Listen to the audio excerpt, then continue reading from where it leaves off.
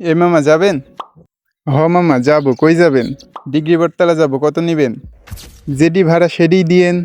আমি এখানে নতুন তো মামা, ভাড়া কত জানি না, কত নিবেন বলেন? আজকে পাইছি একটা মক্কেল, এরে ভাব মতো সাইজ করব। আরে মামা এত কি ভাবছেন, কত নিবেন বলেন? আচ্ছা মামা 60 টাকা ভাড়া দিয়েন। আম্মু বলছিল নতুন শহরে যাচ্ছিস, একটু বুদ্ধি করে চলবি। এত কেন মামা, 30 টাকা দিব, যাবেন?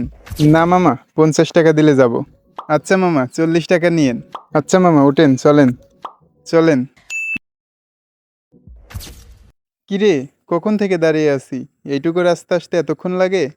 তুই না বললি বাসে আসবি, তাহলে রিক্সা কেন? রিক্সা?